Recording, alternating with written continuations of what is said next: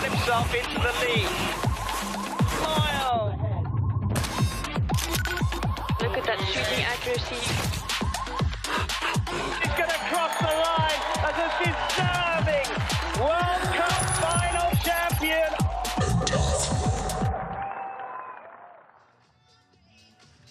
Welcome one and all back to Kaunas, Lithuania for the continuation of women's semi-finals. Women's semi-final A took place earlier today, an exciting conclusion of that part of the competition. We know our first 9 athletes have qualified for Monday's final. Up next, women's semi-final B, where once again we're going to reduce the workload from 18 to 9. Let's remind ourselves, though, how modern pentathlon works, because, of course, the unique thing about this sport is it is one sport and 9 disciplines. The weather, by the way, is near perfection, 23 degrees Celsius with just a tiny bit of wind in the air. Really good conditions for pentathlon, most of which this competition in terms of the laser run is outside, some of it's inside. Let's see how it works. Firstly, we start with fencing direct elimination, where the athletes all have to bout up against each other in their bouts from the round of 32, round of 16, quarterfinals, semi-finals, and finals. The highest ranked athlete will get 250 points. Then it's the newest discipline of modern pentathlon, the obstacle course, where the athletes have to navigate their way past 8 very difficult obstacles. It has to be said, it's difficult here at the Junior World Championships. We then move over to the swimming pool, where it's a 100-meter freestyle race before the conclusion of modern pentathlon. The always exciting, the ever-dramatic laser run. 5 laps of the 600-meter course, shooting at every lap. 5 targets needed to progress past the 10-meter shooting range. And on Monday, the first athlete over the finish line will win medals. But being semi-finals, it's all about the battle for the top 9. Top 9 will qualify for Monday's final. This is, of course, women's semi-finals. We will have men's semi-finals to follow tomorrow. But the action is all up and running, and it's a good time, I feel, to introduce the star of the show, Lithuanian athlete Elżbieta Adamatyti. Welcome back to the commentary box. Hello, everyone. Hello, James, and welcome back to the Junior World Championships semi-final day for the girls, semi-final B. We're excited to check who is going to the final this semi-final, and I think it's going to be fun and exciting to watch this race unfold. Yeah, let's take a look then at some of the athletes that are getting themselves into the frame for the top 9. Currently Katharina Yurt, but of course this is just based on the seeding round scores, and it will all change as the competition unfolds in women's semi-final B. Top 9, of course, will qualify. What we do know already is that 18th to 15th will have to take place in the round of 32. They are the lowest 4 ranked fencers from the seeding round. Diana Ranchak, Mim Gray, Eva Marsh, and Alana Sintes. Let's introduce the athletes one by one then, starting with Diana Ranchak, who we just mentioned has her work ahead of her. She was an under-19 European champion in Kaunas last July, looking to find her best form again. Mim Gray of Great Britain, next out onto the course. Mim Gray will take place in that opening round and will be looking to move her way through the field as well. Alana Sintes from France. A young and upcoming athlete, also a strong opponent. 7th place in the Under-19 World Championships. One of the sisters of the Yurt family, of the Yurt twins, Florina Yurt. Strong fencer, strong obstacle athlete. Yeah, Florina Yurt, probably one of the more experienced athletes, a European Junior Championship team relay gold medalist earlier this year. And it's Gusta Peculita, a charismatic opening, and she is excited to fence and fight for her place in the final. Blanca Bauer, whom we were both surprised is still a junior, because it feels like she's been on the senior circuit for such a long time. Blanca Bauer, a regular in the senior She has work. a lot of experience. a brilliant laser runner and a good obstacle racer. Needs to get her way through semi-finals, but could be dangerous for a medal as the competition progresses. Czech athlete, Czech Republic. Alexandra Fernandez, I think it was, wasn't it, that we just saw coming on there? Then it's Katharina Yurt, the other of the Yurt twins. 7th in the World Cup final. She is ready, you can see, calm and composed, ready to compete. 12th in the World Cup in Cairo also. And next out is Sara Beggio from Italy. It was her 15th in the 2024 European Under-17 Championships. Then it's Anna Chiara Allara, also of Italy, ahead of Malgorzata Gapovnik. Oh, she is a strong athlete. She was 4th last year in the Senior World Championships, so she has a lot of experience. A good fencer, good obstacle racer. Into the top 5 then from the fencing seeding round. Sarah Mohammed up next. Top 4 finish at the 2022 Under-17 World Championships. Was 3rd in qualification B. Into the top 4, Yana Atia.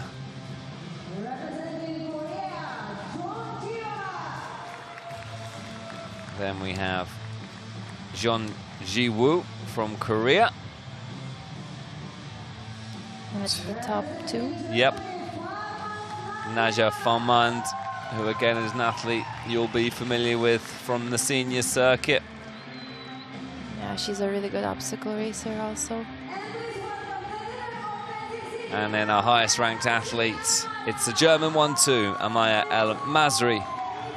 Both Farmand and El Masri locked on 24 touches from the seeding round.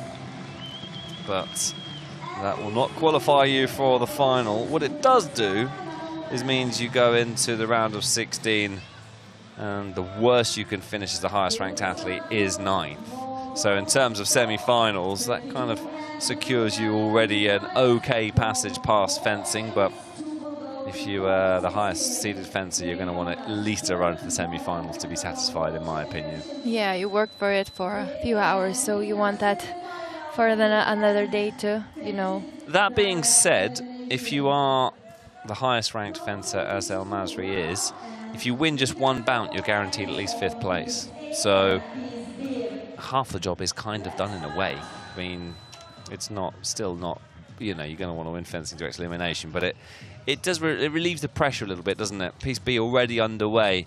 Ranchak and Sintez up against each other. Gray and Marsh in an all-British battle on Piste A.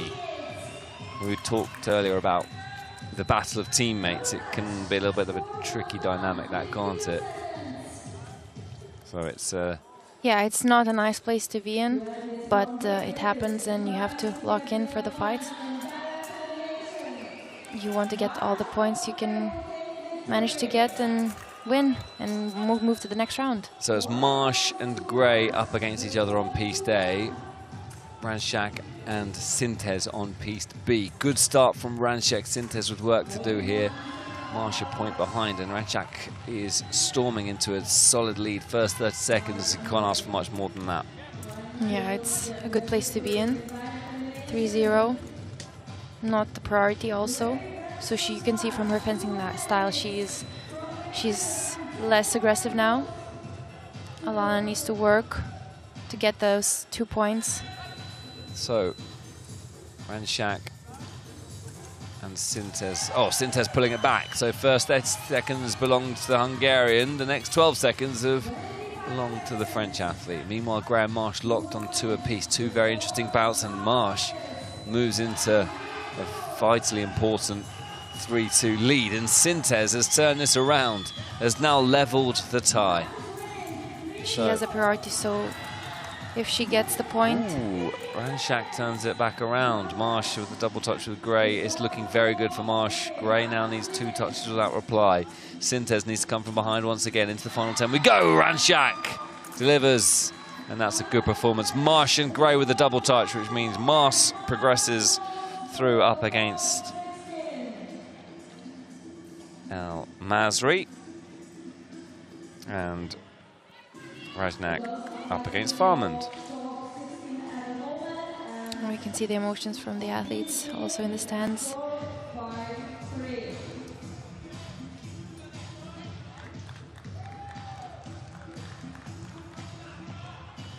So first round of 32 ties done. Attention now turns to the round of 16.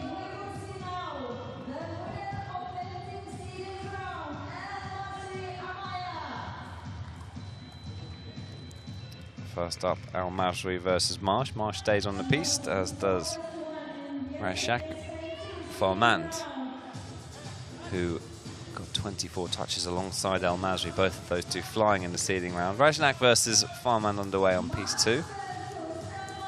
Piste B, should I say. 10 seconds gone, nothing to report. Getting underway on piste A. A little bit slower to get started. Yeah, the athletes are being careful. Rajnak is pushing her opponent to the back of the piste. Momentum can be a dangerous tool, can't it, in fencing? If you get the flow going and you feel confident, you can win just by being confident and use the emotion. Well, Farmand levels the score. Al Masri, meanwhile, moves into the lead. Yes, so we can see that it's also the piste. The one who has a priority is in the back of the piste, waiting for her opponent to come. And we can see that Farmand waited for her opponent and parade post and got her touch. It's 14 seconds to go. Farmand needs to keep the momentum going. She has 3 touches now and 11 seconds to go. El Masri is the same. She is 3-1 already, but it's a lot of time left, so she can still, Ava Marsh can still get the touches, and Nadia has 4. It's a good position to be at. 4-1, 4 seconds to go. So both Germans, the higher seeded ranking athletes, have stormed through these opening rounds, showing that seeding is counting for something in that momentum from yesterday, carrying through. And it is indeed Farmand who wins. Al Masri very, very dominant on piste A as well. So our 2 highest seeded fencers remain in the competition. They wouldn't meet each other until the final if they are to both progress. Long way to go though. Marsh will have to settle for, in the end, 15th place. Rashak will have to settle for 16th. It's a long way back from there, but still a long way to go in this competition. Now on the piste B we have Lara and Fernandez.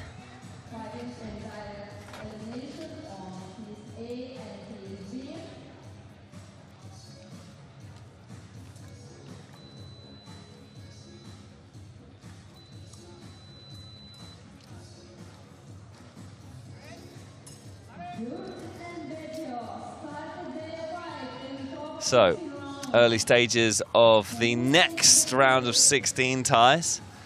Beggio versus Yurt, Alara versus Fernandez. Alara leads early on.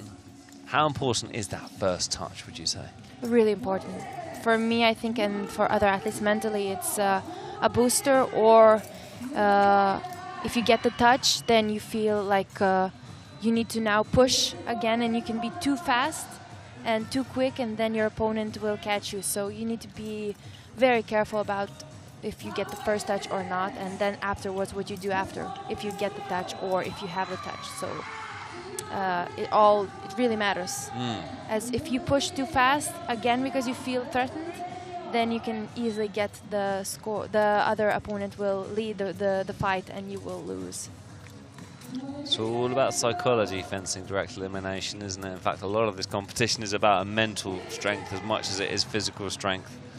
Also tactics, and I feel like many of these athletes are, they all work hard, but the ones who win are actually the ones that are mentally most calm, most focused, and can remove the noise from the competition and just focus on what they have to do, not on the externals.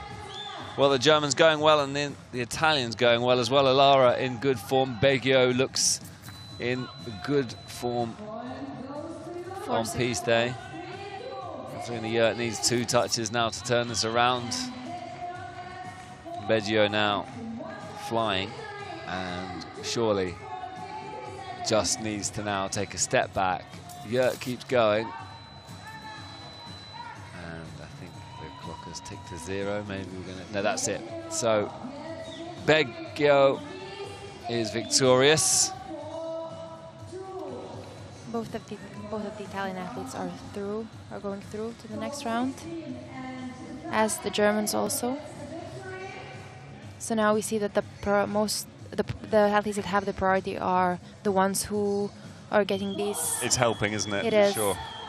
So far, every bout has been won by athletes with priority, apart from the round of 32. You can see on piece B now, Karbovnik and Bauer are both very experienced.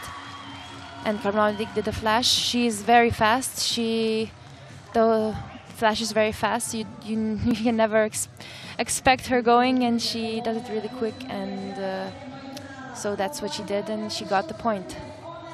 So again, just following with the priority rule, just one bout has been won by non-priority. That was the round of 32 on piece B. Rashak beating Sintez, but other than that, it's been priority all the way. So far, it continues on piece B with Karbovnik taking that first touch against Bauer, but Blanka Bauer, very experienced, needs that next touch, doesn't get it. Karbovnik moves into a 2-0 lead. Meanwhile, we have Mohammed versus Pecciolita on piece A. We want her to get as many points as possible to get to the next round and get into the final. So I hope that the home crowd will help. We being the Lithuanian contingent, of which yes, Elżbieta Admatiti is very firmly rooted. As a Lithuanian athlete, we'll see your World Championship senior in a few weeks' time. Excited to see how you get on there. And I think we will see some of these athletes also competing next week.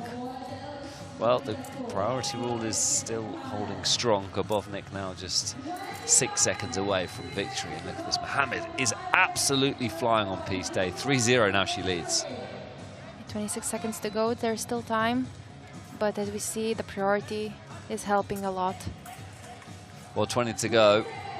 And this is looking like fairly one-way traffic on piece B. Bauer's making it close. There we can see Pecciolita with the first touch of her campaign. As you can see, Karbovnik is very fast in her touches. You don't even notice how quick she goes and she gets the touch. So that's experience, and she won, and she's going to the next round.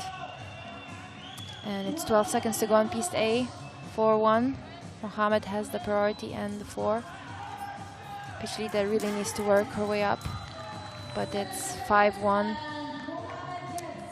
Still, Guste is a really, really strong obstacle racer, a really good swimmer, so we will see her work until the end of this competition for the final.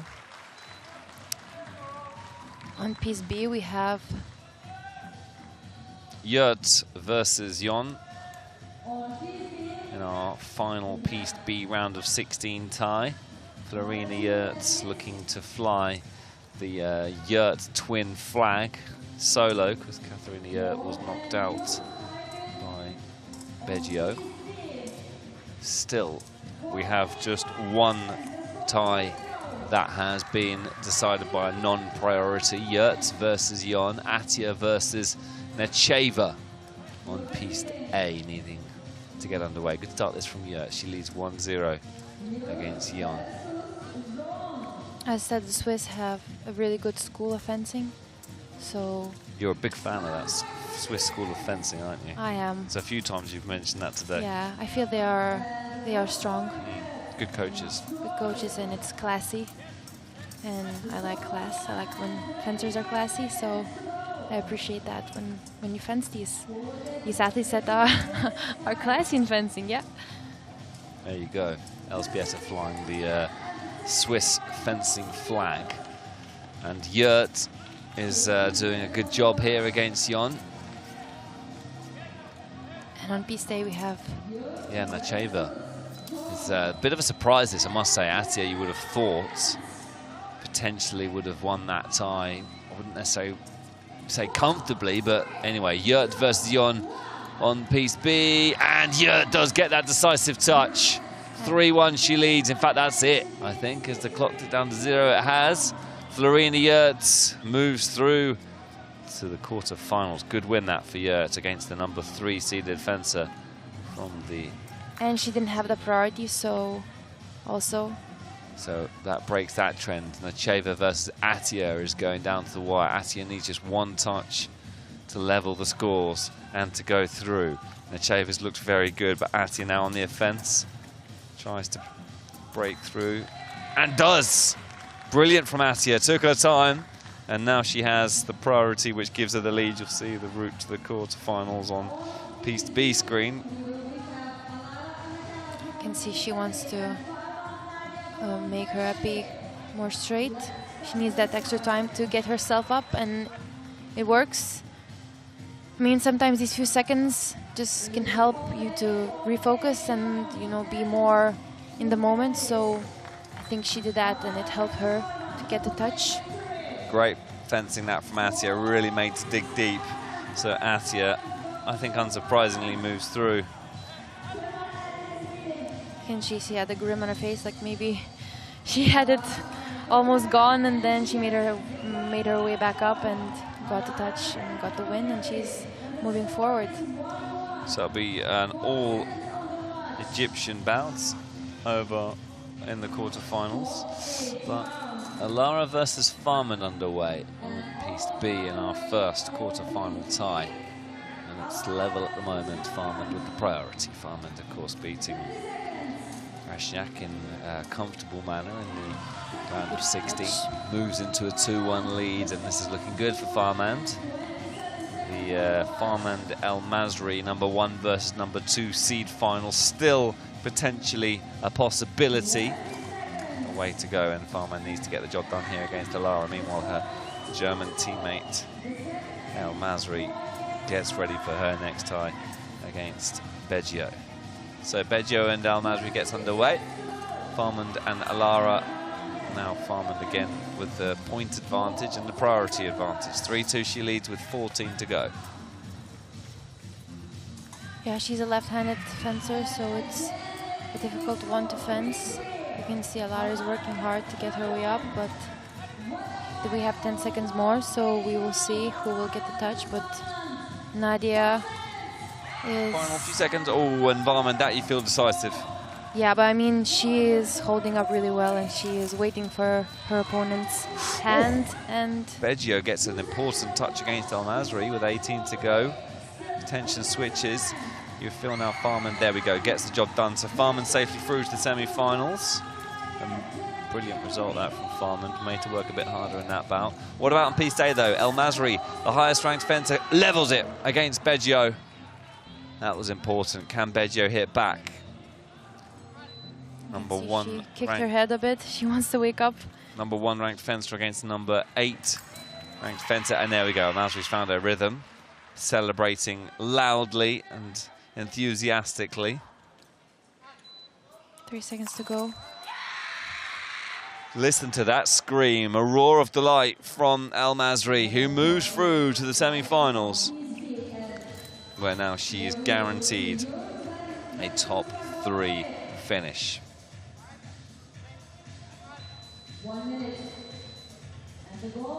On piste B we have Florina Yurt and Karbovnik Malgorzata.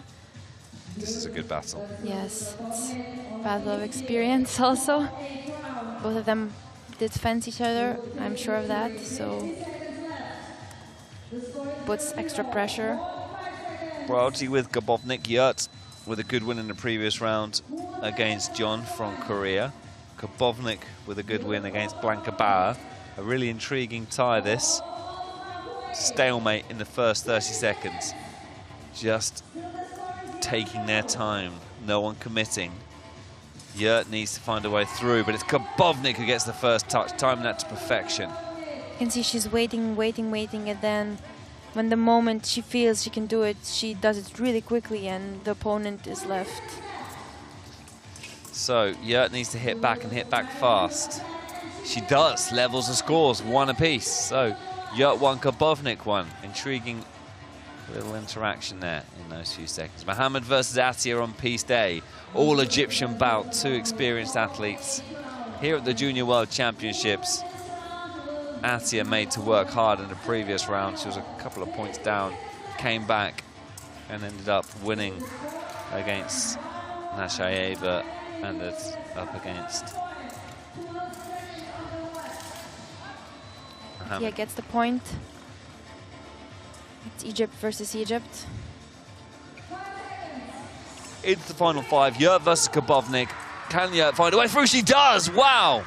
Drama. So Yurt, with 2 seconds to go, completely turns that bout on its head.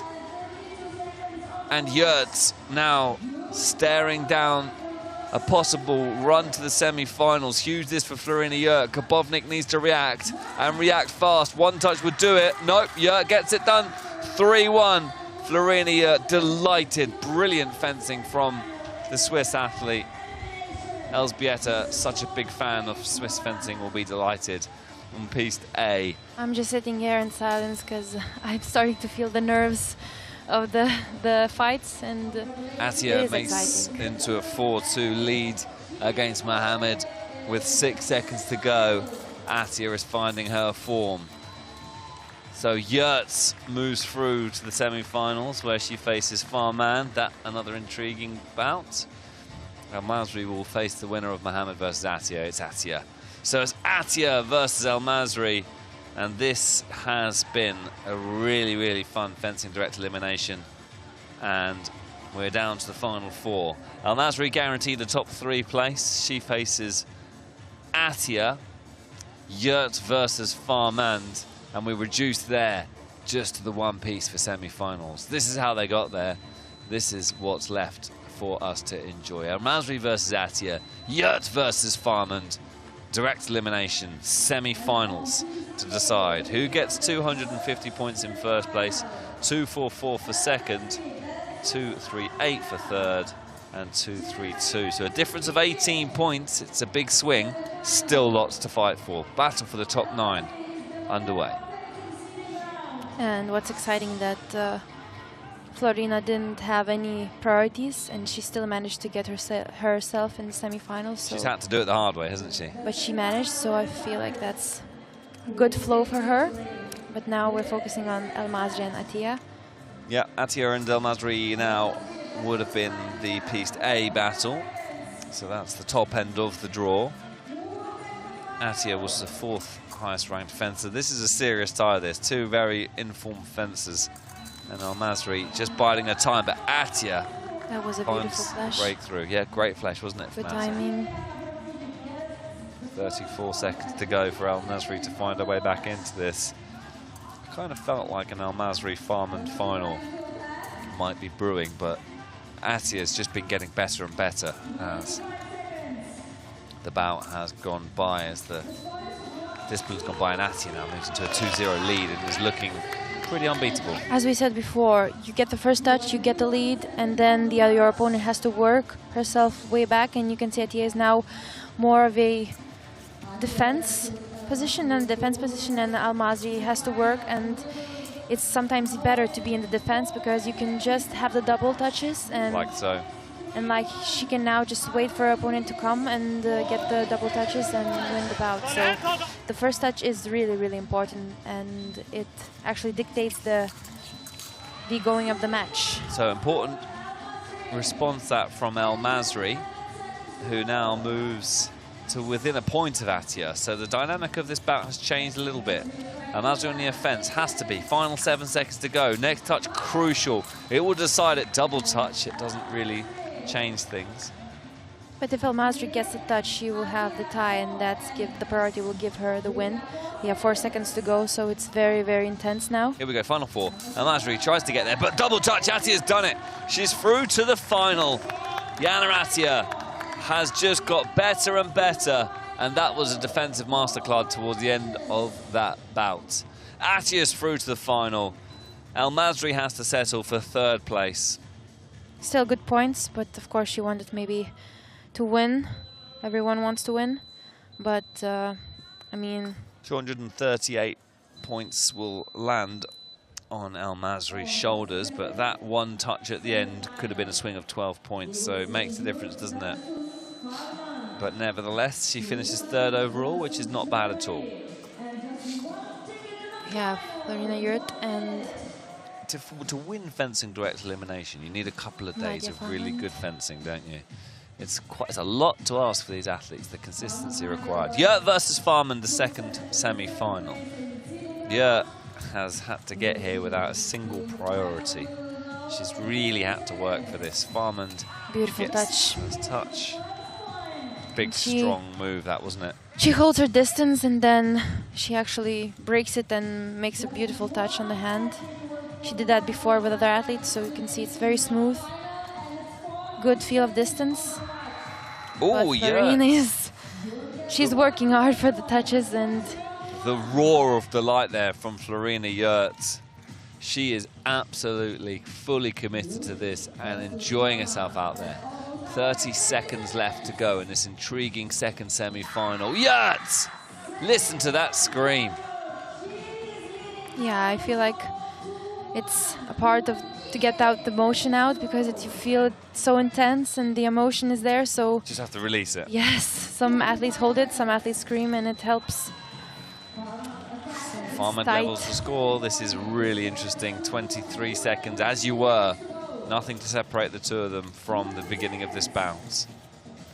Will we hear the Florina roar, or will we see the strong left hand of Farman breaking through the defense of the Swiss athlete? Into the final 10 we go. Yurt versus Farman. And listen to that scream. It tells you all you need to know.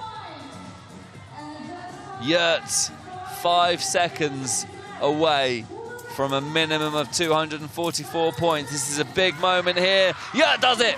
Oh, that's huge. Unbelievable. Yurt has been fabulous, it has to be said. And now is as good as in the final. Takes her way back to the back of the piece. And Florina Yurt versus Jana Atia, folks, is your fencing direct elimination final. And she was on each fight, she didn't have the priority, and you can see she is so good on the counter attack. A lot of touches were in the back of the piece, of her just holding on to the last minute and doing counter attack, which was most of the time was successful for her, and that's how she got to the final, and well done. I almost feel like there should be a small trophy for the winner of fencing direct elimination, because it is its own tournament, isn't it? It is. But I mean, just winning it, it's enough. The points are a small trophy for you. There you go. Metaphorical trophy. So who wins overall? Atia versus Yurt. Predictions? I think I will be a spectator. Oh, you should have said Atia, then we could have been down the middle. I think Yurt's momentum has been phenomenal. Atia's just been building in strength. It's really hard to call this. 15 seconds gone already. Yurt starting to progress. It's an interesting one, this, because Yurt has had to be without priority the whole way through, and it's working for her. Atia has just grown in strength and gets that first touch. I think that it's also the energy expand, so I think Yurt had to use a lot of energy, extra energy, so now she's maybe less sharp. Maybe. And Atia had some time to rest. So it also helps in the fencing to have a little bit of time off before the intense fights. And Atia makes it 2-0. Yurt leaves this fencing bout delighted either way. Let's not make any mistake about it. From Yurt's point of view now, do you give it absolutely everything to try and get back into the bout and try and win those extra 6 points, or do you conserve a bit of energy? She's got obstacle up next. She's a good obstacle athlete. Well, the answer is no. She gives it everything. Pulls one back. Big scream of delight. 2 more of them needed. Atia still coasting as things stand with 15 to go. It's very much looking good for the Egyptian. But can Florina Yurt do what she's done so well in this fencing direct elimination and turn ties around? And the answer is almost certainly no, with 8.5 seconds to go. Atia is flying here. Priority in the 3-1 lead. Into the final 5. Yurt needs 3 touches. And Atia, as good as confirms it. Well, it's been brilliant from Atia. Yana Atia has just built in momentum. She had a tricky couple of rounds earlier on, especially against Nashaeva. But she beat her teammate and now wins fencing direct elimination. 250 points for Yana Atia. Florina Yurt settles for 244. Both will be very happy with that. I mean, she started in the seeding round 14 and climbed her way up, never had the priority and climbed her way up to the final. It's big respect, and I mean, this is great points for her, and yeah, I think she should be really proud of herself and now rest up a bit and show what she can do in the obstacle, where she is one of the best. Coach Elżbieta Adamatiti offering her advice from the commentary box. One of pentathlon's most exciting athletes will see you in World Championships in a few weeks. But thanks for joining us here, live broadcast from Kaunas, Lithuania, your home country, not too far away from your home city. That is how fencing direct elimination unfolded. Yana Atia defeating all that stood in her way. And this is how things stand. Atia with 250 points, Florina Yurt with 244, El Masri 238, Farmand 236, Mohammed 230, and Kabovnik 228. But it is, of course, semi-finals, and it's all about getting inside that top 8. Doesn't matter if you finish 1st or 9th. Anna Chiara Alara, Sarah Beggio, and it is Jiwoo John in 9th place. We will focus more on these individual battles as we progress, but let's move on next to the obstacle.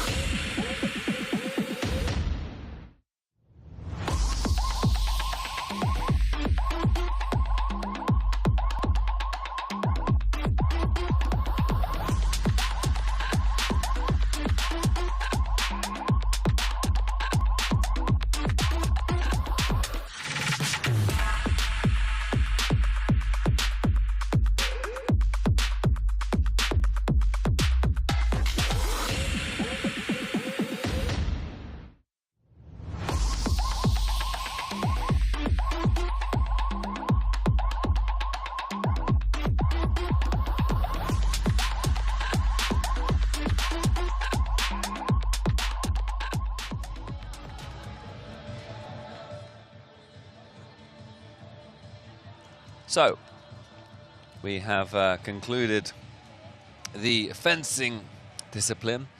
Now the tempo steps up a gear as we move on to the obstacle court. 8 obstacles for the athletes to make their way through. Giant steps into the big wheel.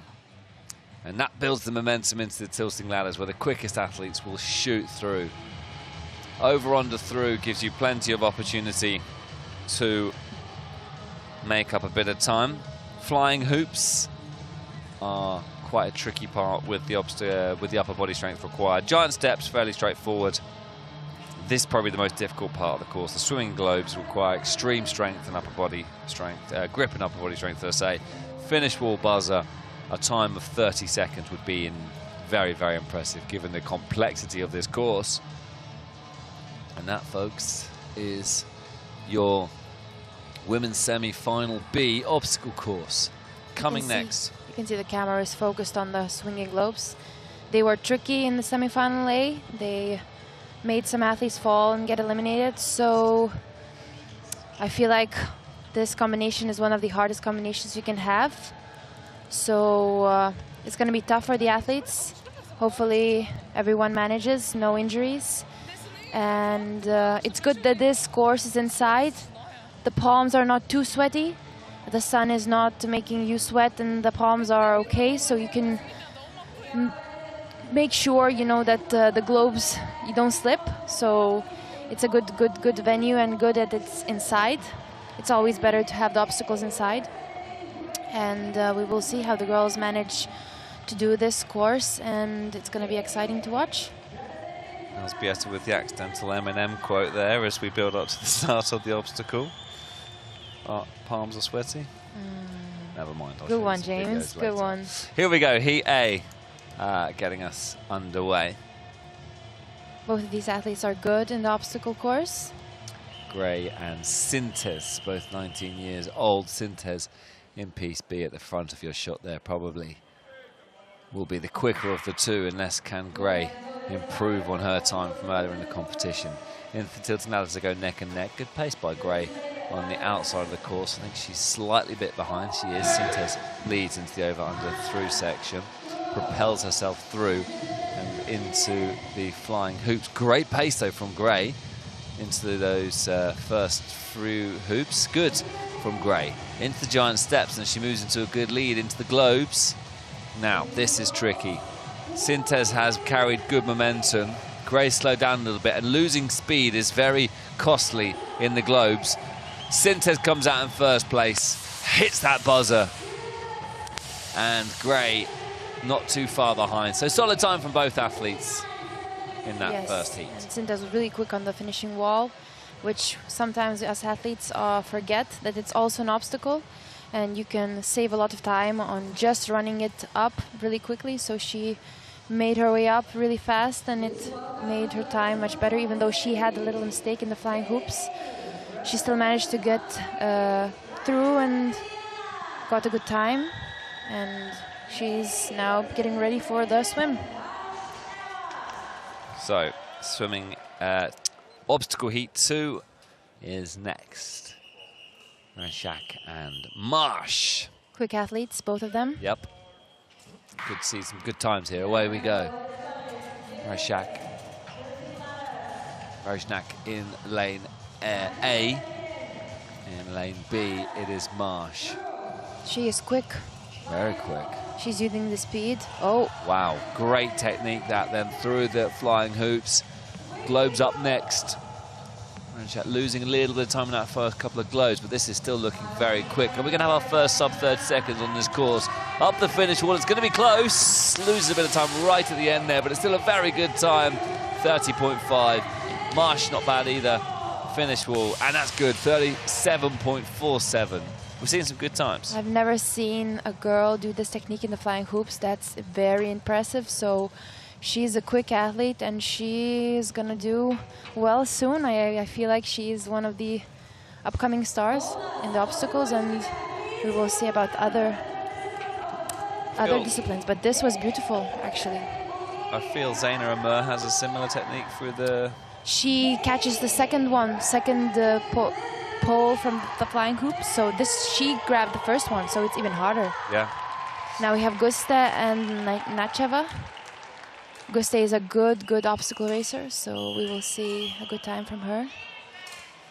29.5 is her PB. I think the course has changed since those PBs were set though. So we're probably not going to see PBs, but let's have a look. Gusta then in lane B moves into the early advantage. So good technique there through the hoops from Nacheva as she looks to come back. Now, what's the pace going to be like through the globes? She jumped the second one. Very quick. Good landing. That's amazing. Up the finish wall. And it's a 33 seconds. Decent time that there from Gusta. Nacheva with a 37.4. I think 37 or below is the time you're aiming for, isn't it, in this course? She is happy. Both of them are happy. Yeah. Everybody's happy. Are you happy? I am happy. I'm excited for these athletes, and I'm nervous both for all of them. As an athlete, when you're watching the competition, you are feeling the emotions the athletes are feeling, because you've been through this moment yourself, and it's actually pretty draining to see, because I feel what they are feeling, and I feel the emotion also. So it's a different viewpoint watching it from the TV screen, isn't it? But it's stressful. It is stressful to watch. So I don't know how others watch it, but I feel stressed. Bauer versus Fernandez in our next heat, bringing you live and hopefully stress-free commentary here from Kaunas, Lithuania. Great start that there from Fernandez. She's fast. Very fast, the athlete from Czechia, flying through these opening stages into the globes. 23 seconds on the clock so far. Bauer coming back strong, but Fernandez is going to attack the best time of the day. Both athletes are going to set a good time, but it's a 32.163 for Fernandez. Bauer hits the buzzer. That's a good time for both of these athletes. And sometimes you see the techniques, they are all the same. The girls do the same techniques. Well, hang on a minute. Is there a technical issue here? Because Bauer hit the buzzer, but the clock didn't stop. I think that's one for the technical officials to check. Maybe we'll see a replay. So as I said before, you can do the same technique but do it faster, and the time will be faster just because the transitions are faster. So the technique matters, but the way you execute the technique also matters. So you can do the same technique but faster, and it will make your time.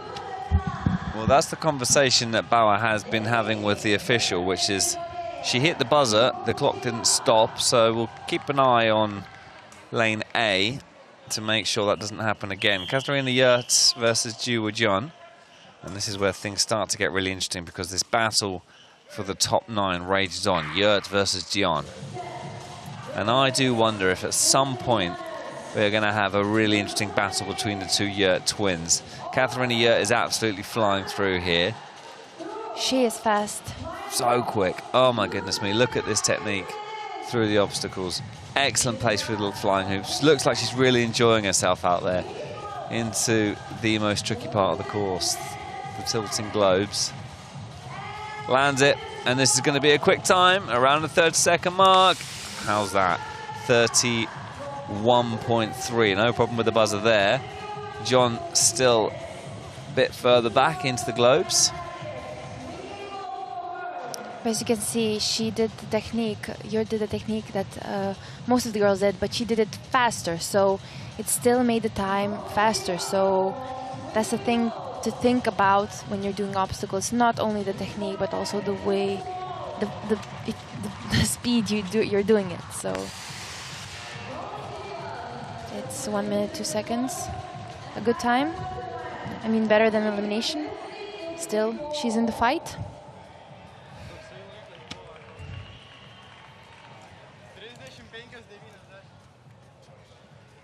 Yeah, the way she moves her body, it's class. So there we go. Moving on to the all-Italian bouts, Beggio and Dallara. It's like a training session for them. Will they pace each other next to each other? I was speaking to... we'll stay with these stages of story time in a bit. Alara versus Beggio. Good pace there from Beggio, who edges into the lead. Alara makes up a bit of time through the over section of the over-under, through into the flying hoops, neck and neck. As you can see, same techniques, but the execution is a little bit faster, and you can be a few seconds faster on each obstacle and make... Well, absolutely identical times between the two Italians, who are going to hit the buzzer at nearly exactly the same time. I think Alara was just fractionally quicker, but both athletes picking up just a point difference, and they move into provisional first and second place. I'll be very pleased with that. These are good times from both of the athletes. I was speaking to Zaina Amur earlier, who said she was competing alongside Ghana Ogindi earlier, just saying she didn't like competing next to her teammate. Just added a little bit of extra pressure, but anyway. As I said before, you never want to be next to your teammates, as it's a stressful situation. But, I mean, you have to focus on you, so this is going to be an interesting battle. Karpovnik is a strong obstacle racer. Yeah, these two also are two very quick obstacle athletes, aren't they? Let's see that technique through the tilting ladders. Great from Kabovnik, lands it. Leads now, heading into the over-under section, through and into the flying hoops. And Mohammed coming back strong, getting through that first two really quick. Closes the gap a little bit, then heading towards now the final big challenge, the swinging globes. Kabovnik, though, storming into the lead. And there's the buzzer at 33 seconds. Mohammed with 35. So good time from both athletes. And Alara splits Gabovnik and Mohammed. We have the last heat. Or no? Two Two more heats to go. Nadja and El Masri. Another same nation fight. Germany versus Germany. Farmand versus El Masri. Here we go. In the all-German tie. El Masri, who was both really of them good in the stopped a bit. seeding round. Farmand had to finish well in the final against... Anyway, here we go. Farmand now is absolutely flying into the globes. This is where you'll lose quite a bit of time, but Farmand is actually navigating that very well. Up the finish wall. How close to 33 will she get? She does. Nails that course. 33.6, and El Masri struggling here. This could be really costly. El Masri needs to get through the swinging globes. Just needs to focus now, grit down, fight through the pain, and keep this competition alive. Look at the scoreboard, because it's a very, costly. She moves down to 13th place and is now 31 seconds off the top 9. Just like that, it can all turn really around. Costly. Brutal, isn't it? One mistake and you are out. So it's important sometimes not to risk, but to do it safely in the semi-final, just in order to have your time. Not maybe the best, but safely have it in order to get to the final. And we have the last heat number 9. It's Jurt versus Attia, both of them very good obstacle racers. Yeah, this could be a really exciting one. Strap yourselves in, folks. Florina Jurt versus Jana Attia, top 2 athletes, and they could well be the top 2 athletes in the obstacles. Slow start that from Florina Jurt. Attia moves into a good lead. Perhaps maybe a few nerves there from Florina Jurt. Attia now through the flying hoops. This is going to be the time to beat. Well, it won't be the time to beat because it's the final heat. This could just be the quickest overall. Into the swinging globes. Skips the first one.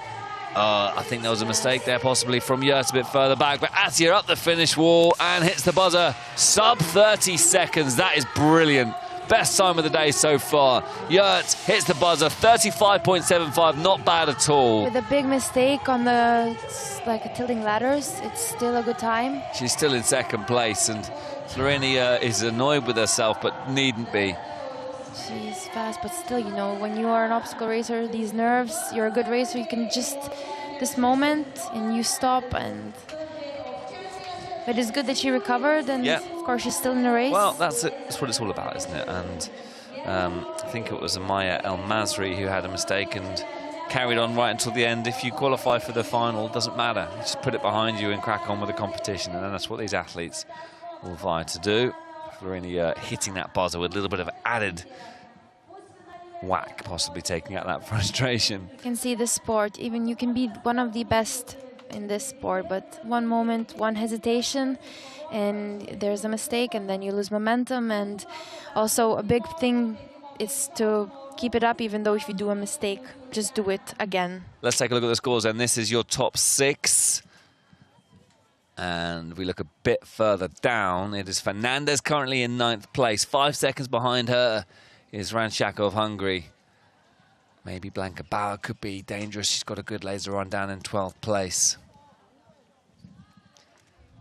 Nachaeva, Mar, Sintez, El Masri, Gray, and Gion, the remaining athletes. Let's start our build up to the swimming coverage.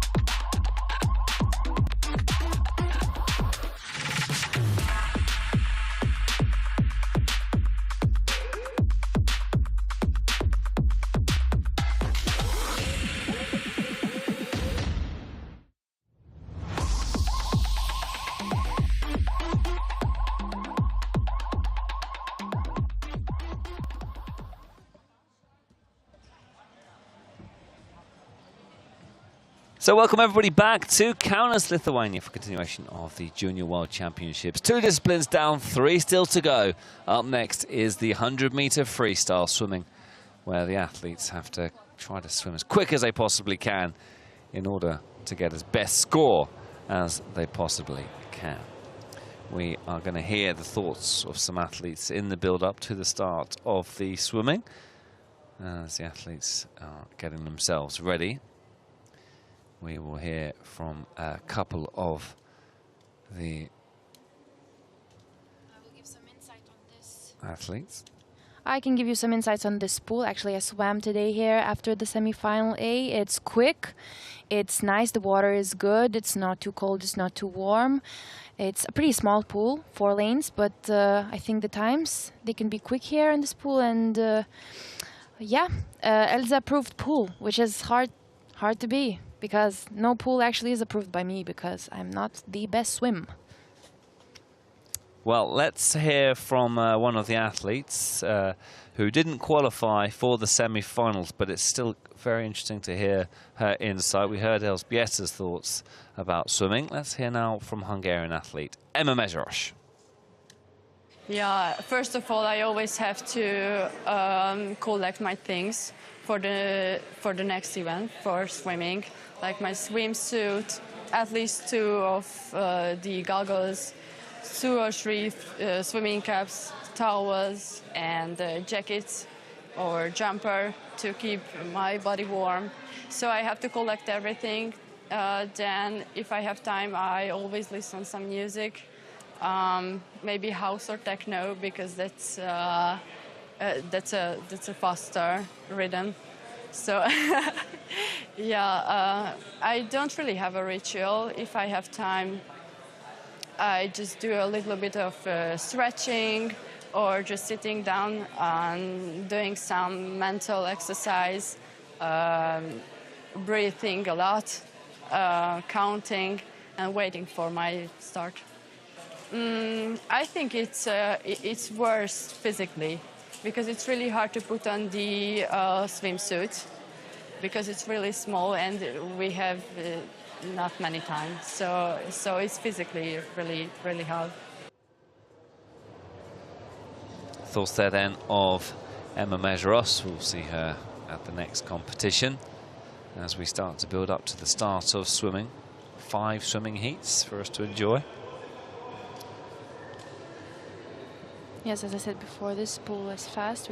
We will see fast times here, and most of these athletes swim a similar time. But we will have Gusta swimming, who made the world record of a junior world championship in the 25-meter pool. It was 58 seconds, so we will see what she will do today. But a sub 59 is a very fast time, so we will see some fast athletes here, and it's going to be exciting to watch. So we're getting ready then for swimming heat 1. Amaya El Masri, Mim Gray, and Jiwoo Jun. Actually, this pool, one side is 3 meters 80 centimeters depth, and the other side is 1 meter, so it's pretty tricky to swim. But I think when you get used to it, it's okay. It's a diving pool also, so sometimes the optics can mix up with your brain, and the flip turn can be a bit tricky, but for the 100, the flip turn is really important, so we will see how the athletes manage to keep the pace.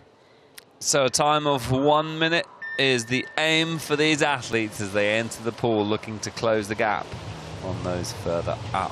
3 athletes for the first 2 heats, and then things really start to heat up from heat 3. 100 meters the length, so the pool. Would you say this is a, I think you touched upon this earlier, but this is quite a slow pool? No, I said it's fast. Fast pool, you did say that, yeah. I just said that the optics of the flip turn is a bit different, because the length of the pool is different. It gets more lengthy on one side, so it's really important for the athletes to look at the flip turn wall, just in order to get the right distance and get the fast turn, because if you don't get the right turn, you lose momentum and speed, and 100 is really important, the speed and the flip turn. So we just saw that speed there in demonstration, and it's looking pretty quick from John, who's looking to make up time. She had a fairly slow obstacle course, but this is a quick swimmer, 1 minute, 0.12. That's a really quick time, actually. It is quick.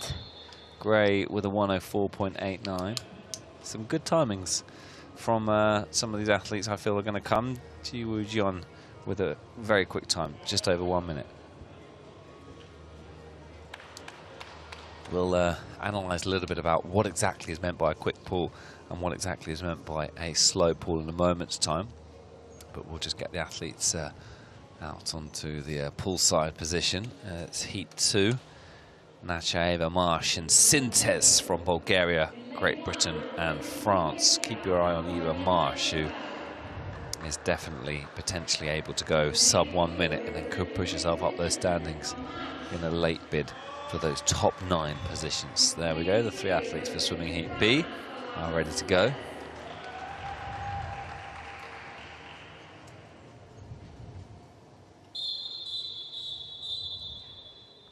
Most of these athletes come from a swimming background, so the 100 and just the swimming in general for them it's been, you know, from the young age a sport they did. So I think it's a lot of help for some athletes, just as they had a good background of the swimming, and the 100 even more helps to get less stress from the swimming training. You can do more training in other disciplines just because the sprint is a different style than the 200.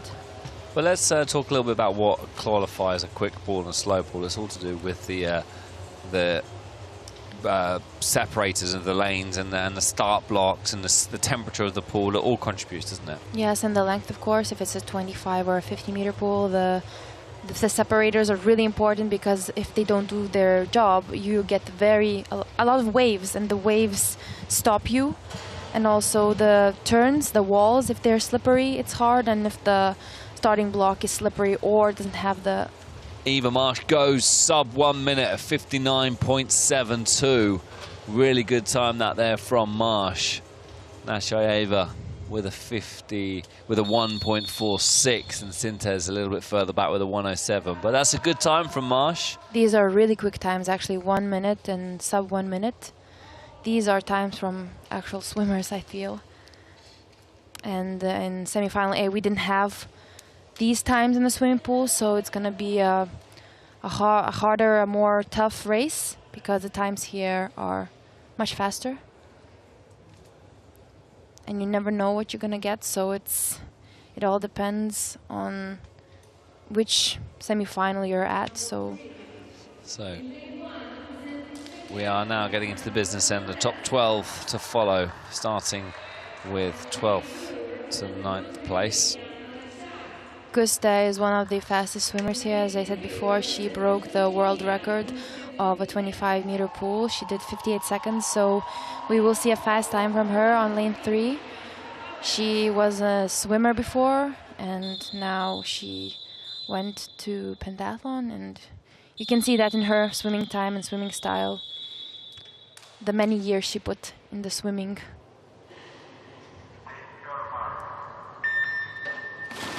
So away we go, swimming heat 3 of 5. Fernandez, Rashak, Gusta and Blanca. I feel that Fernandez and Gusta could well be the quickest athletes in this third of 5 swimming heats, 100 meters the length.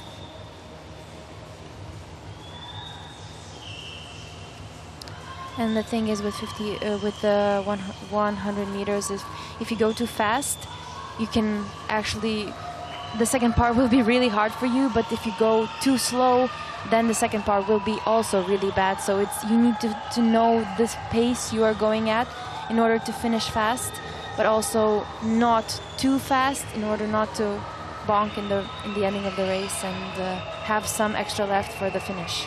Well, compared to 200 meters, it's more of a sprint than a marathon, isn't it? It is speed. There we go then. That is a time of 58. Wow. She did it again. Really? 58. Unbelievably quick time. A qualification time of 1:01 feels a distant memory. And Pescileche, have I said no? Pesciolita. Pesciolita. She started at 29 and then she managed to finish faster. I mean, this is high class swimming. So Pesciolita goes fastest overall. That will shoot her up the standings and give her a really good chance of qualifications for the final. We have 2 more heats to go. I think we've seen our quickest swimmers. Kabovnik quite quick in heat 5. But as I said, this in this semi-final B, we have much more faster swimmers than in semi-final A. I think one of the fastest swimmers, all in the same semi-final, so it's interesting to watch. Yep. Alara, Beggio, Mohammed and Yurt up next. Katharina Yurt with a very quick obstacle time. This is really starting to shape up very intriguingly, this women's semi-final B, and away we go. Heat 4 of 5. And keep your eyes on Ana Chiara Alara.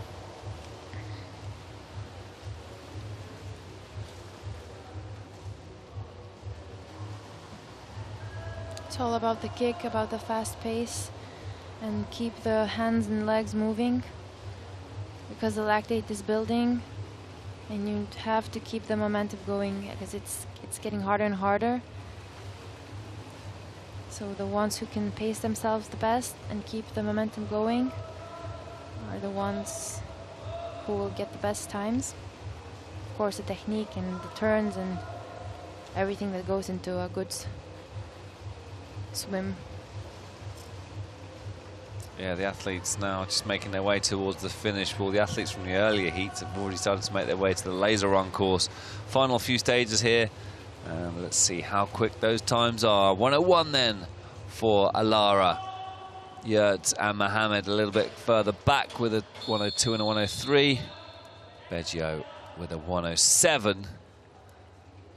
These are good times.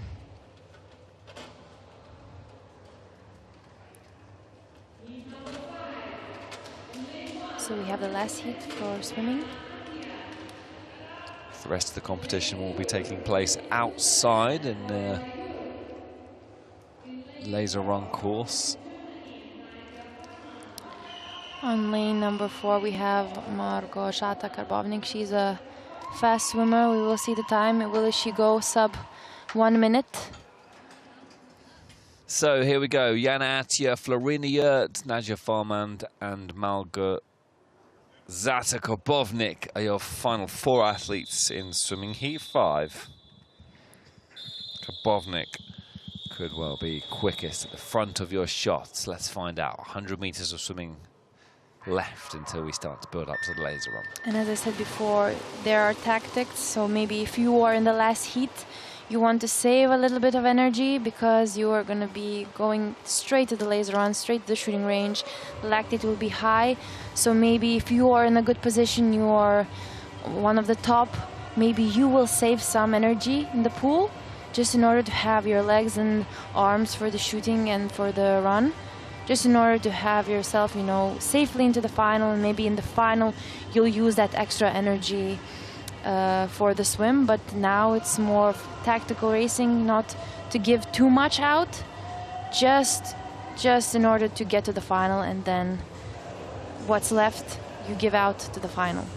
It's all about tactics, isn't it? When you're competing in 5 sports in 90 minutes, you've really got to consider the body. Final 10 meters or so of swimming heat 5. Atia, Yurt, Farmand and Karbovnik. Finish wall in sight, and it's a 1 minute there for Karbovnik as expected. Atia second, Farmand third, Yurt fourth. That's a good time for Karbovnik. Some of the athletes are already in the shooting range and the others are still in the pool, so it actually matters. Each heat matters. So if you are in the last one, you have less time. Of course, you have the biggest points, but you have less time in the shooting range and in the run to get the legs the lactate out, so it's good to be on the top positions, but also less time for preparations for the run and the shooting. Being told the laser run will start at 5:20, which is in around 10 minutes time. Not long to go. So 10 minutes. So the rules are the last heat ends and it's 10 minutes till the start of the laser run. So some athletes from heat number 1 are already changed and running, and the athletes are still in the last heat, are still changing, and it's difficult to be the best in the last heat just because you're still getting ready for the race and your opponents have already changed and had their gels in, their hydration, and they're already getting ready for the run. So on that note, we will conclude with the swimming coverage and start our build up to the laser run.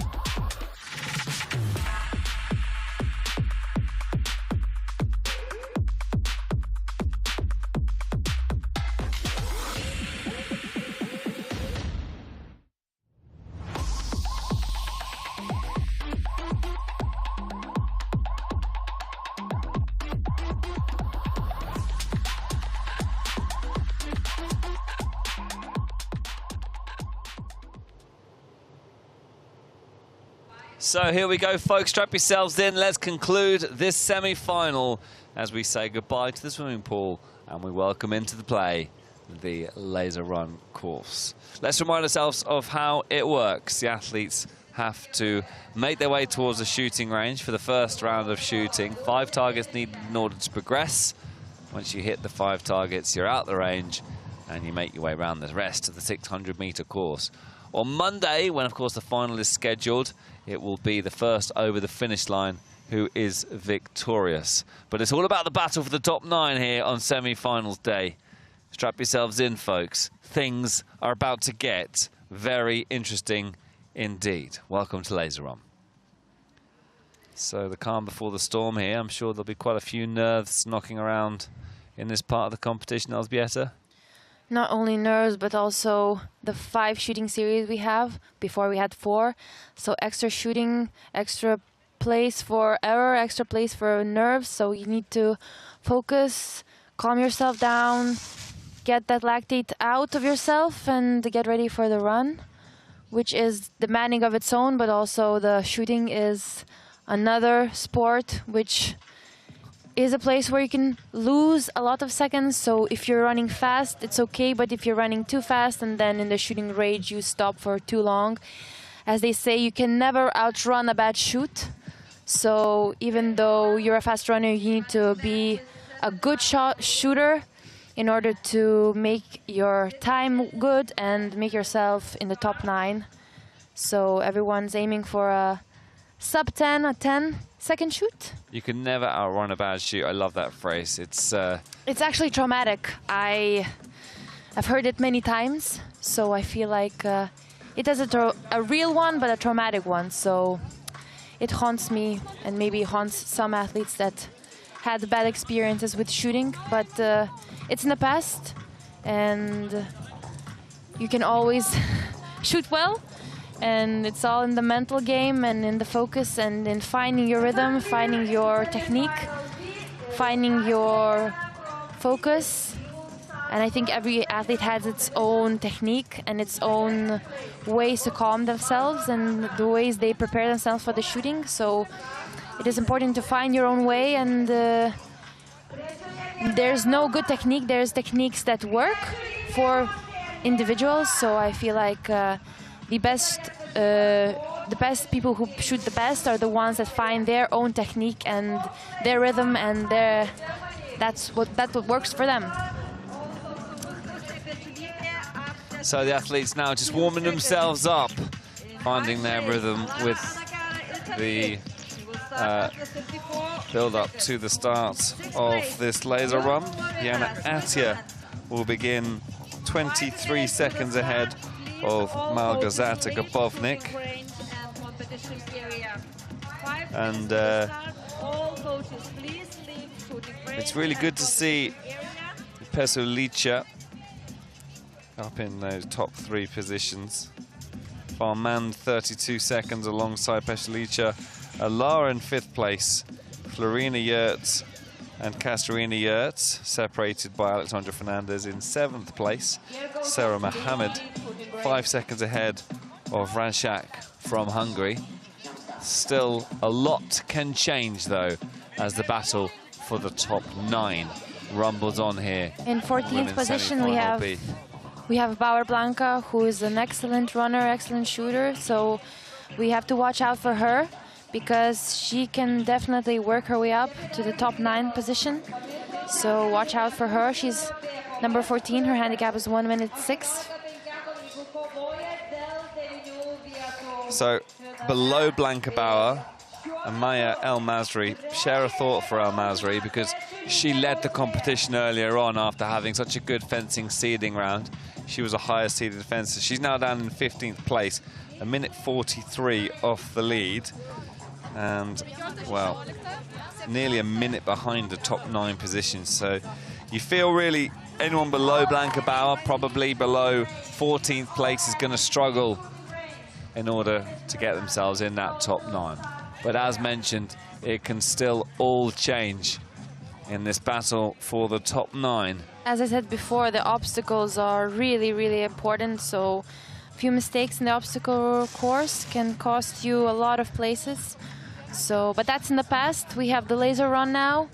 So the moment where it can all go good or all go bad is the shooting range. The shooting range. It is such an intriguing part of this competition, isn't it? The shooting range is psychologically where a lot of competitions are won and lost. I think you'll agree, Elżbieta, it really does go a long way towards... Definitely agree. And, you know, you cannot really prepare for the nerves of the competition in training, because it's different. You can't practice pressure, No. can you? You can practice pressure, but you cannot practice the competition nerves because you're not nervous in a training session. So it's like football isn't a penalty shootout. It's not something that you can necessarily practice. As we say hello to Gabownik, who's just chatting to, looks like a member of her family as she heads towards the start-finish line. She can stand there, no problem. yeah. She is excited. She's giving kisses out and she's getting ready for the... Małgorzata Gabownik checking it. Grandmother? You're a family member?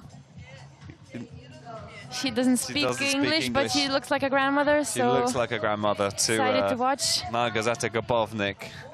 Elżbieta is just waving to everyone. You can see Jana Atija is getting ready for the shooting range, just visualizing her technique. 1 minute to the start. Now it's the time to just focus on the shooting and execution of your own technique.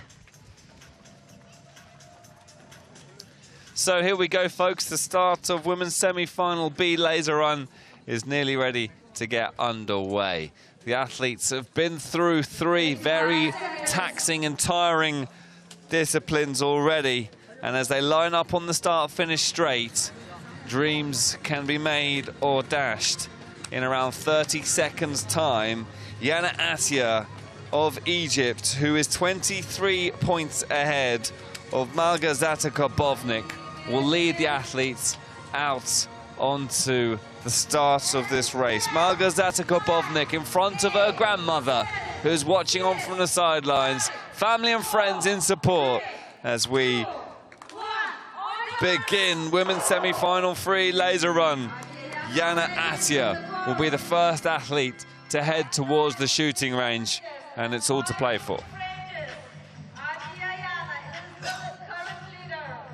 So Atia straights around the corner and to the range, and we will focus on Jana Atia's first shoot and see if the pressure has been alleviated with a solid 23-second head start. Małgorzata is out already, second Pistol place. in hand, makes the first, makes the second target. 3 out of the 5 then for Atia. Still 2 to go. It's getting a little bit stuck now. 4 out of 5 for Atia. And she is out. So Jana Atia becomes our first athlete to successfully get through the shooting range. Małgorzata is in the shooting range. She has Gusta coming in and Nadia Farman. Oh, also. brilliant shooting that there from Małgorzata. Gabovnik is away. Gusta's at the range. Farmand at the range. Alara at the range. Yurt at the range. Fernandez. Both Yurt sisters are at the range at the same time. Could we see a battle between the 2 Yurt twins?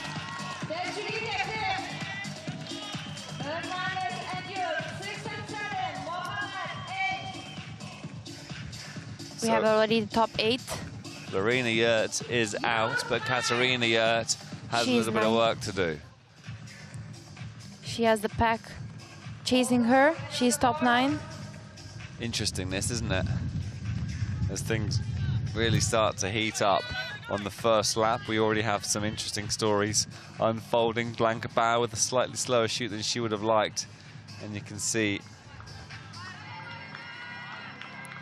Yes, after a bad shoot, you run fast. There's extra nerves, extra stress, so it's important to recover after that, because the more you're pacing quick, the more there is error that can happen. So you need to calm yourself down and make sure that you're ready. You don't want to push it too hard on that first lap. If you have a bad shoot, you can't overrun it because you're going to tire as the race goes by. So sometimes even though you're tempted to sprint off, you've just got to control yourself a little bit. And I must say a master of that always, in my opinion, was Great Britain's Joseph Chung, who won gold at the Tokyo Olympic Games. He always paced himself beautifully, saved that energy for the final lap, and we used to call it hammer time when he would finish off the race. That is experience, actually, I think.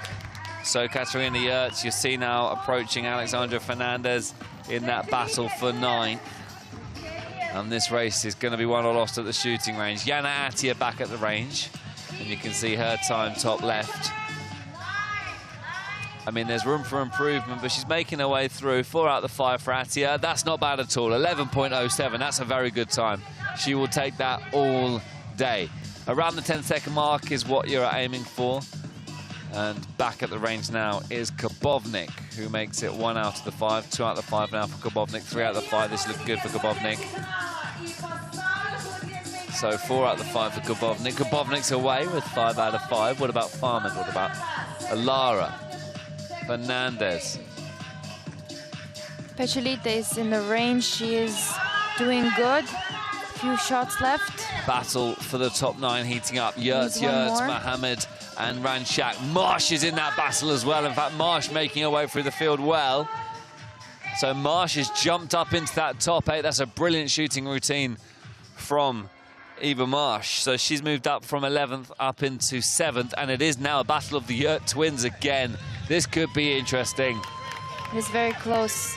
These alleys are really close, and everything is in the shooting range. Well, the Yurt twins are very supportive of each other. And I kind of feel like I set this up earlier, not necessarily even intentionally, to say perhaps maybe those two could battle it on the track. Mohamed is in 9th place as things stand. Ranchak and Nacheva a little bit further back. Blanca Bauer, keep your eyes on 12th place as things stand. Bauer starts in 14th. Needs to shoot better to really put pressure on, because she could be a threat later on in the race. Eva Marsh is in that mix as well. In fact, there's quite a few athletes battling now for those top 9 positions. Pretty close. Really close. We've had 2 shoots. We still have 3 to go. 3 laps left of this dramatic laser run. And making moves there, Katharina Yurt moves around the outside of Eva Marsh. Anyone's guess. I'm just stressed looking at the race already unfold. It's really close. A lot of things happening in the shooting range. There are packs, you can see. Warm evening as well, by the way. You can see beads of sweat. Blanca Bauer has now moved up, I think, possibly into that top 9. She's gone past Mohammed. Blanca Bauer having an excellent second lap. Attia at the range again for the third shoot. She's away. Just 2 more to go. Jana Attia flying. Now we're going to have the chasing pack. Yasa Hefny shouting instructions to Attia in the distance. Farmanda, Laura Fernandez, Yurt, Marsh, Petrulice and Bauer all at the range together. Really close. Everyone's in the shooting range now. Mohammed and Rajnak will be looking to put the pressure on. Karbovnik is out. She's second. Grandmother watches on proudly. Lara is third. Fernandez out, Yurts out. Both Yurts out. Picholita, good shooting, and she's out. Bauer out as well, Mohammed out, Marsh out. This is really interesting, folks. This is the battle you wanted. And we are being treated to a very, very tight and dramatic laser run. It all becomes about the running now, and Petrulice has been dropped, actually. Petrulice is now dropped down to 10th place, so just like that, started in 3rd, and the Lithuanian is now in that battle for the top 9. Anyone's really... No one's safe, are they, at the minute, apart from arguably Attia and Karbovnik. You can see Attia at the front of the screen there, shooting off into the distance. Jana Attia is flying. The rest of the pack, though, they've got nerves because they know one bad shoot of the remaining 2 could be costly. This is all really tight. It's different, much different from semi-final A. It is. Everyone's much closer.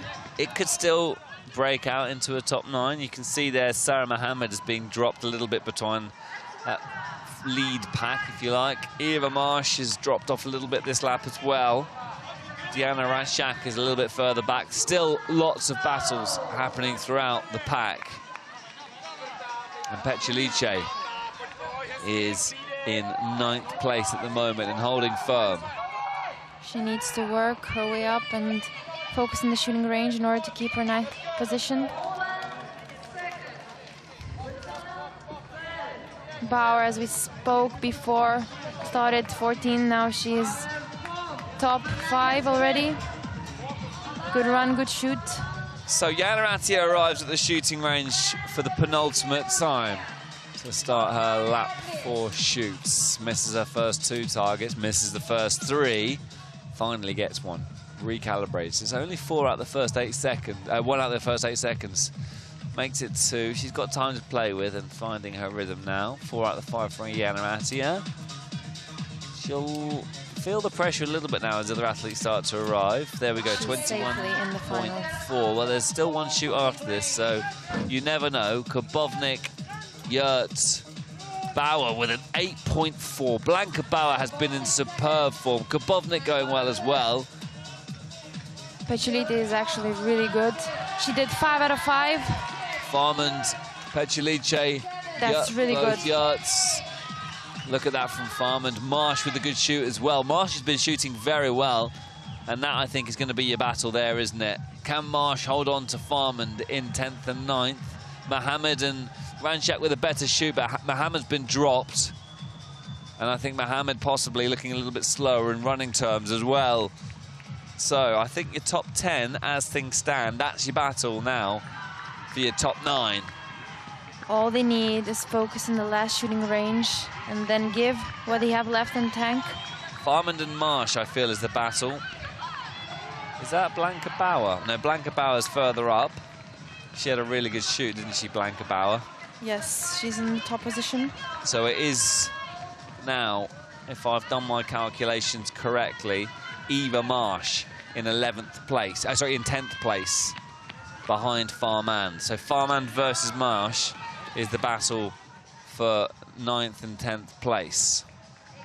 Petrulice is keeping her pace. All she needs to do is to focus on the last shooting range, and interestingly, she can get the position in the top 9 in the final. Diana Ranchak of Hungary is making her way back into the race. The bell rings to indicate the final lap. And ignore the scores at the moment because Marsh is in 10th place. There we go, they've updated. So Yana Attia will approach the shooting range, looking to improve on a 21-second shoot from the previous lap. The Yurt twins are together, neck and neck. Let's keep our eyes peeled on every single shoot here, because this, folks, has been a really entertaining semi-final. Yana Attia arrives at the range. Blanca Bauer arrives at a similar time. Attia with 2 out of the 5. Bauer with 2 out of the 5. Attia 3 out of the 5. Still on 3 out of the 5. Bauer's on 3 out of the 5 now as the rest of the athletes start to arrive at the range. We'll count them as they come out. Attia struggling a little bit once again, but Blanca Bauer has got 5 out of 5, as has Attia. Those two will be safely through. And the Yurt twins, well, they're both out. So the Yurt twins will be safely through as well, and I'm sure will cross the line in unison. Kabovnik away safely, as is Alara. Out also. Pechelita is out. Fernandez She just needs to is hold. out, and this is where the battle for 9th place will really spice up on this final lap. It's pretty much as you were, the battle between Farland and Marsh, and this is where the best legs sprinting towards the finish line will make their way into the final. I have goosebumps right now. This race has been so exciting in the shooting range and everyone in the pack. You can see the nerves for the athletes. Karbovnik was just second. Now she's maybe in the group, maybe saving her energy, and everyone now is working together just to keep up the top 9. And we see the girls fighting for the 9th place. It's Nadia Farmand. I think she's the last 9 Yeah, athlete. Farmand, who started in 4th place, has dropped down to 9th. And you can see Eva Marsh a little bit further behind. There she is, rounding the corner, trying to keep in touch with Farmand, but that's a big gap. It looks smaller than it is on that shot. But yeah, I think Kabovnik just casually, with a glance over the shoulder.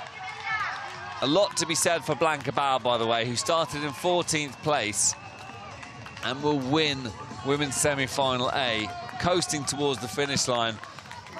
Brilliant out there from Bauer. Attia, Yurt, both Yurts are through.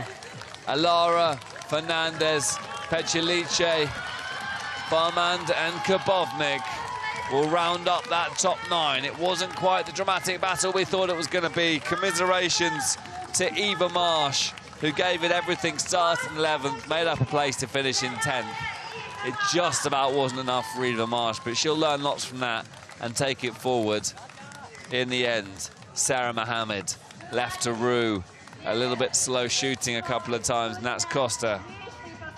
And that's your top 9, and there's your top 18 for the final on Monday.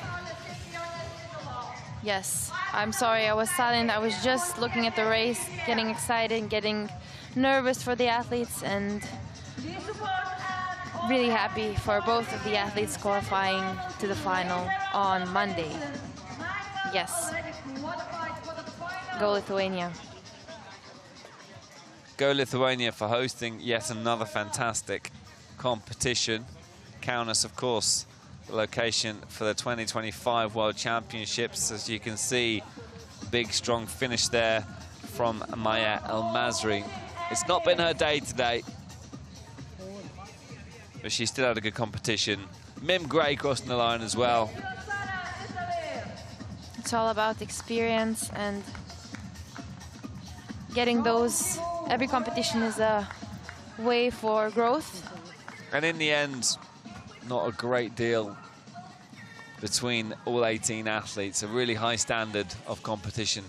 Blanca Bauer, absolutely brilliant, from 14th to 1st. And that As is, we spoke before. Yeah. Look out for Blanca Bauer. That's your story of the final, of the semi-final, should I say. Could be the story of the final if Blanca Bauer carries on that good form into Monday's final. And I have to say, the grandmother of Margazata Kabovnik leaves looking very satisfied. And her mother also. Fun fact about Malgorzata, she does skydiving. There you go. As if adrenaline in pentathlon wasn't enough, top it up with jumping out of an airplane. I think that's the secret of her being as calm as she is, always enjoying, always having fun, and just showing up every time, top positions, you can see. And I think it's her secret of having the nerves of steel is jumping out of airplanes. There you go. Coach Elżbieta Adamatidze with more advice, advising athletes to get calm nerves. You need to skydive. Interesting. Contact Małgorzata for that. She will become an instructor soon. A skydiving instructor. Wow, all the gossip here from Elżbieta, offering us expert insight over the course of this competition here in her home country of Lithuania. And Małgorzata Gabownik heads over to Grandma for a cuddle. Very proud. Are you going to celebrate with some skydiving as well? Quick commentary. Go on, let's get the words here of Małgorzata Gabownik. I want to say thank you everybody which support me. The best commentary, my favorite commentary is in the competition. I want to say thank you Elżbieta Adamatidze. She's the best. I can't wait when we can start together in Europe Senior Championship. And also skydive together. Yeah, and I hope we will be skydive together. Yeah, all good.